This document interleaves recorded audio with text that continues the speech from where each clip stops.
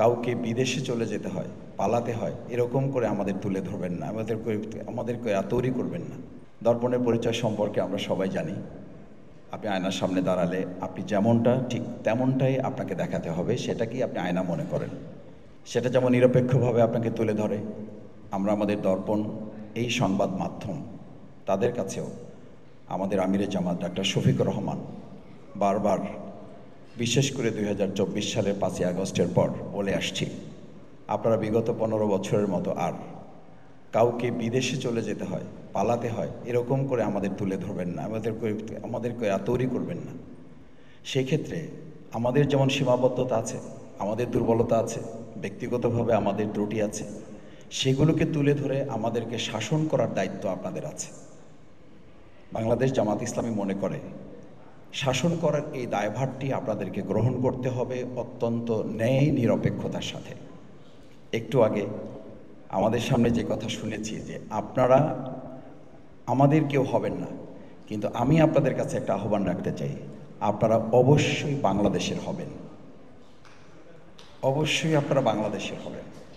আমি অনেক সময় কাউকে বলতে শুনি, উপর হেডলাইন লেখা থাকে, আমাদের স্থানীয় পত্রিকাগুলো লেখা থাকে, আমরা নিরপেক্ষ নই, বাংলাদেশের পক্ষে।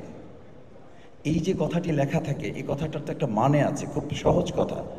আমরা নিরপেক্ষ নই, আমরা বাংলাদেশের পক্ষে। আমিও আপনাকে বলি, আপনারা যারা আছেন আপনারাও নিরপেক্ষ নন, কেউ নিরপেক্ষ নয় বাংলাদেশে। সাধারণ একজন মানুষ, একজন সম্মানিত রিকশাওয়ালা, তারও একটা পক্ষ আছে, সেই পক্ষটা হচ্ছে আমরা বাংলাদেশের পক্ষ। আমরা বাংলাদেশের পক্ষ হয়ে যদি কাজ করি, আমি খুব দৃঢ়ভাবে বিশ্বাস করি আমরা এই কাজটি এগিয়ে নিতে পারবো।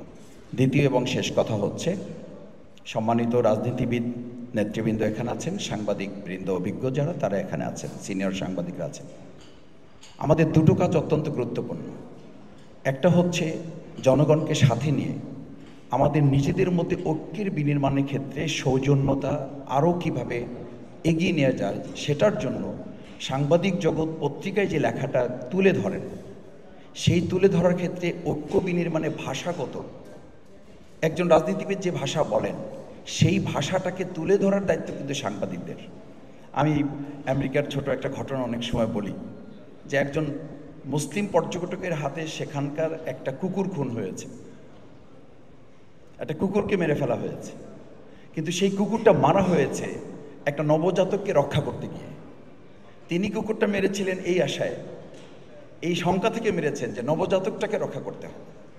কিন্তু আমেরিকার পত্রিকায় কিন্তু প্রকাশিত হয়েছিল, ইন্টেনশনটা হচ্ছে এই যে সে খুব সাহস করে তার কাছে সাক্ষাৎকার দিয়েছিল যে হ্যাঁ, আমি এই নবজাতককে কুকুর থেকে রক্ষা করেছি এবং সেটা করতে গিয়ে কুকুরটাকে আমাকে মারতে হয়েছে।